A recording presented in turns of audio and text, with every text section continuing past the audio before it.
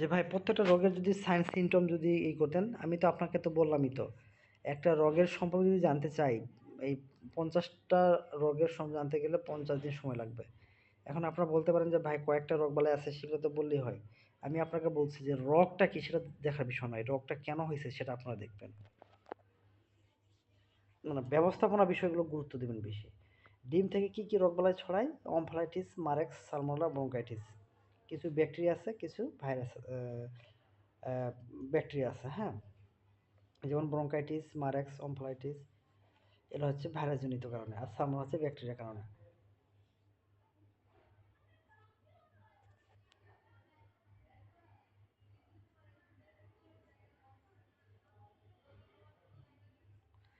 কেন রোগবালাই হয়? এই জিনিসগুলো একটু খেয়াল করবেন।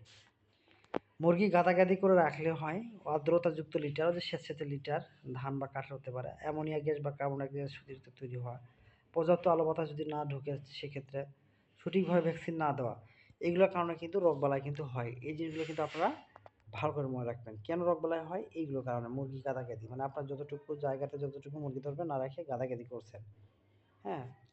এইগুলোর কারণে। এই জিনিসগুলো কিন্তু খেয়াল করবেন। অ্যান্টিবায়োটিক ওষুধ নিজের মতো করে খাওয়ানোটা হচ্ছে রোগবালাই হওয়ার মেইন কারণ। ওই যে বলছিলাম, আপনাকে ডাক্তারগিরি করতে হবে না, হ্যাঁ? আপনি একজন স্মার্ট খামারি হওয়ার চেষ্টা করেন। তাহলে অ্যান্টিবায়োটিক ওষুধ নিজের মতো খাওয়ালে কিন্তু রোগবালাই হয়, দেখছেন? আমরা অ্যান্টিবায়োটিক খাওয়াই কী জন্য? ভালো হওয়ার জন্য। আর আপনি অ্যান্টিবায়োটিক দিচ্ছেন রোগবালাই নিয়ে আসার জন্য। নোংরা খামার ব্যবস্থাপনা, এই জিনিসগুলো আপনারা খেয়াল করবেন। খামারে কিভাবে রোগবালাই প্রবেশ করে দেখেন।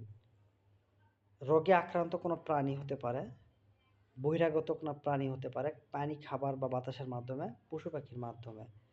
তো এই যে কারণগুলো দেখেন, কেন হচ্ছে, কেন রোগবালাই হয়, খামারে কীভাবে রোগবালাই প্রবেশ করে, হ্যাঁ?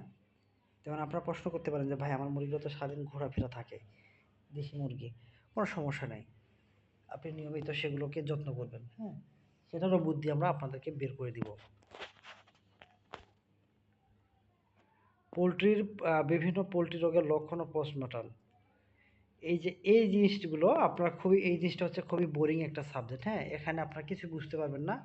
এটা সময় সাপেক্ষ বিষয়। এগুলোর জন্য আপনাদেরকে মেহনত করতে হবে, ধৈর্য ধরতে হবে, পড়াশোনা করতে হবে ভাই। একদিনে শুধু আমি বকবক করে রিডিং পড়ার মতো পড়ে গেলাম, আপনারা শুনে গেলেন, তাহলে হবে না। এটা সোজা বাংলা কথা হলো, এটা শিখতে গেলে মেহনত করতে হবে। আপনারা যারা অ্যাডভান্স লেভেলে, যারা আমার ট্রেনিং একটা গ্রুপ আছে, হ্যাঁ? ওখানে আমি ইদানিং একটু কম সময় দিচ্ছি। আমার একটা ট্রেনিং গ্রুপ আছে। সেখানে অ্যাডভান্স লেভেলের কিছু, কিছু বিষয়গুলো নিয়ে শেয়ার করা হয়। ওখানে যারা খামারি আছে তারা অনেক স্মার্ট খামারি। এখানে শাহিন ভাই নামে একজন আছে, উনি আছে। তো আমার একটা ট্রিটমেন্ট গ্রুপ আছে, রোগবালাই ও চিকিৎসা পদ্ধতি গ্রুপ। ওখানে মোটামুটি অ্যাডভান্স লেভেলের সবাই আলোচনা করে। হুম? যেটা আপনি সচরাচর যেটা পাবেন না বা জানেন না সেগুলোই। তো মোটামুটি সেখানেও কিন্তু এই ধরনের আলোচনাগুলো করা হয়। তো এটা আমরা শিখবো না, হ্যাঁ? সরি, এখন শিখবো না।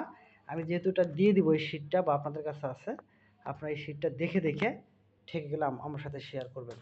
হ্যাঁ, এগুলো এখানে কিছুই নাই, এখানে পোস্টমর্টম মানে মুরগি কাটার পরে মুরগিতে কি কি ধরনের চেঞ্জ হয়, হ্যাঁ? সেটা ক্রোপ, সিকাম, কোলন, তারপর হচ্ছে কিডনিতে, লিভারে, তারপর হচ্ছে আপনার ব্রঙ্কাইটিস, সরি ওই কী বলে, রেসপিরেটরি ট্র্যাক্ট বলেন, হ্যাঁ? বা ইসোফেগাস, এইগুলোতে কী কী ধরনের চেঞ্জ হয়, বা পেটের মধ্যে পানি জমে আছে কি নাই, এগুলো কাটার পরে আপনাকে কিন্তু বলতে হবে আমাদেরকে। তাহলে আমরা বুঝতে পারবো যে কিডনির সমস্যা হচ্ছে নাকি লিভারের, নাকি হচ্ছে সিকামের, নাকি হচ্ছে কলনের, হ্যাঁ? বা বার্সাতে কোনো সমস্যা হচ্ছে কিনা। এই জিনিসগুলো পোস্টমর্টম করলে বোঝা যাবে। তারপরেও সাইন সিমটম কিছু, কিছু জায়গাগুলোতে দেওয়া আছে, হ্যাঁ? যেমন পুরোরাম, টাইফয়েড বা ব্লাড টাইফয়েড, হ্যাঁ? ইকোলাই হলে কি হয় না হয়, মাইক্রোপ্লাজমিসিস হলে কি হয় না হয়, এগুলো কিন্তু সাইন সিমটমগুলো দেওয়া আছে। অনেকে আপনারা বলেন যে ভাই কি, কি লক্ষণ? তো এখানে কিন্তু লক্ষণগুলো দেওয়া আছে। দেখেন নিচের দিকে, ইকোলাই, হুম? এন্টেরাইটিস বা মাইক্রোপ্লাজমোসিস হলে কি হয়, কোন বয়সে হয়, এগুলো কিন্তু একটা সিট আছে, এগুলো আপনারা একটু দেখে নেবেন কষ্ট করে।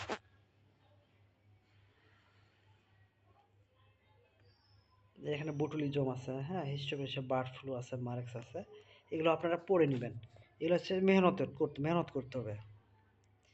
এখন আমরা একটু জানবো একটা জিনিস খেয়াল করেন, আমি কি কি বলছিলাম, যে শ্বাসতন্ত্র, পরিপাকতন্ত্র, স্নায়ুতন্ত্র আর হচ্ছে কিডনি বা রেচনতন্ত্র।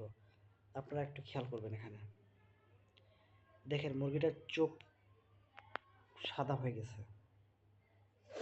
এটা হচ্ছে শ্বাসতন্ত্রের সমস্যা হলে এরকম হয়। আপনারা শুধু লক্ষণগুলো দেখেন, দেখেন এই চামড়াগুলো দেখেন, পায়ের কি অবস্থা। হুম দেখেন চোখের মধ্যে ফেনা।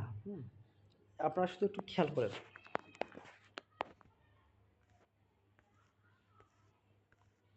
যে পায়েরটা ফুলে যায়, পায়ের গোড়ালিটা ফুলে যায়। অনেক সময় মুরগি কিন্তু মারা যায়, দেখেন পায়খানা দেখেন, পায়ের গোড়ালি অনেক সময় ফুলে যায়, মোটা হয়ে যায়। হ্যাঁ, এটা কিন্তু সমস্যা, পায়ের গোড়ালিটা অনেক সময় ফুলে যায়। তারপরে চামড়ার মধ্যে কিন্তু অনেক সময় ঘা ঘা মতো দেখা দেয়। হ্যাঁ, এটা পক্স হলে এরকম হয়। মুখের মধ্যেও কিন্তু পক্স হয়, তখন মুরগি না খেয়ে মারা যায়। এই যে দেখেন, এগুলো হচ্ছে সমস্যা। মুরগি জ্বর হয়েছে কিনা কিভাবে বুঝবেন? যখন দেখবেন যে মুরগির ঘাড়ের যে পালকটা আছে বা লোমটা, এটা কিন্তু খাড়া করে থাকে, ফুলে থাকে। এই ফুলে থাকলে বুঝতে হবে মুরগির জ্বর আসছে প্রচণ্ড দরে, এবং এক সাইডে গিয়ে চুপ করে বসে থাকবে। এই যে এভাবে করে দেখেন, ঘাড়ের অংশ দেখেন চুলগুলো কিন্তু ফুলাই রাখছে, মানে ঘাড়ের বা গোলার এই সাইডে চুলগুলো ফুলে রাখছে, চোখটা বন্ধ করে রাখছে, প্রচণ্ড জ্বর।